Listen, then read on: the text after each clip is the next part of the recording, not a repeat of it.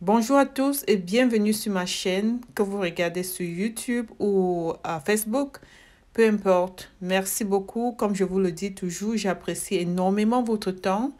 Je vous en prie, partagez, aimez, euh, commentez surtout.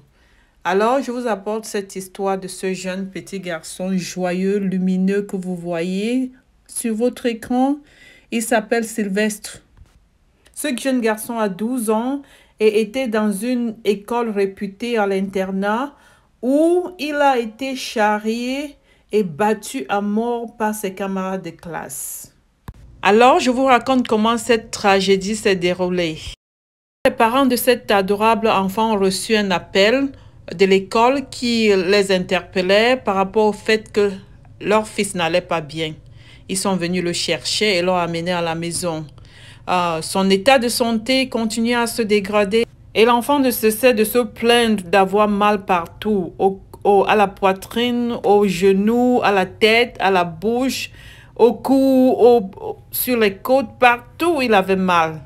Alors, vu que son état ne s'améliorait pas, les parents ont décidé de l'amener à l'hôpital où les diagnostics ont démontré que l'enfant souffrait de multiples fractures à plusieurs endroits. L'école avait dit aux parents de l'enfant qu'il s'était blessé lors d'un match de foot et que c'était la raison de son malaise. Le médecin et les parents, doutant qu'un simple accident de foot puisse créer autant de dégâts chez un enfant de cet âge, a interrogé l'enfant sur l'origine de ses blessures. C'est où l'enfant dévoile qu'il a été battu profondément à l'école par certains élèves. Il a été charrié à multiples occasions par certains élèves de la même école.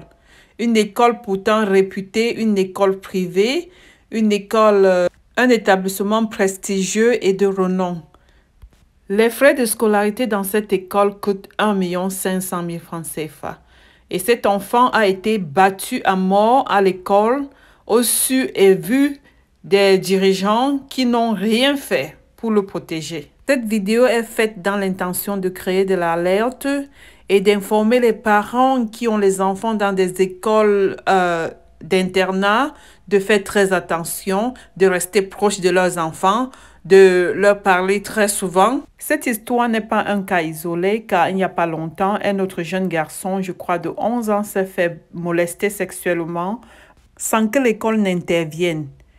La maman de cet enfant, en passant au hasard lui rendre visite, l'a trouvé dans un très mauvais état, amaigri et affamé et malade. C'est où elle a décidé de ramener son fils à la maison et l'amener chez le médecin. C'est où son fils lui raconte tout ce qui lui arrivait à l'école et comment les enseignants ont refusé d'intervenir. Pour moi, ces enseignants sont aussi coupables que les enfants parce qu'ils sont là juste pour leur salaire et ne pensent vraiment pas au bien-être de ces enfants. Ils ne les protègent pas. Ils sont supposés être des encadreurs, mais ils ne font pas leur travail. Mes pensées vont à l'endroit des parents de cet enfant. Ils ne le méritent pas, personne ne le mérite. Chers parents, soyons de bons exemples pour nos enfants. Apprenons-leur à être gentils, bons, respecter les autres et surtout éviter de faire du mal aux autres. Malheureusement, l'établissement que fréquentait ce jeune garçon continue à maintenir la version de l'accident du foot. Ce qui est très dommage parce que cela empêche de résoudre le problème à la racine, qui est celui de veiller sur ses enfants efficacement par les encadreurs qui sont supposés être ceux qui maintiennent de l'ordre et de la discipline. Et aussi, ce serait donner raison à ces enfants qui pensent qu'il faut charrier les moins forts qu'eux parce qu'ils pensent que s'attaquer à quelqu'un qui est moins fort qu'eux prouve qu'ils sont importants et puissants. La famille de ce jeune garçon réclame que justice soit faite. Je vous en prie de partager autant que vous pouvez cette vidéo afin que tout le monde soit alerté et que ensemble nous aidons cette famille à obtenir la justice et toute autre chose dont elle a besoin, que ce soit sur le plan financier, émotionnel, affectif, tout ce dont elle mérite. Merci beaucoup d'avoir regardé et à la prochaine.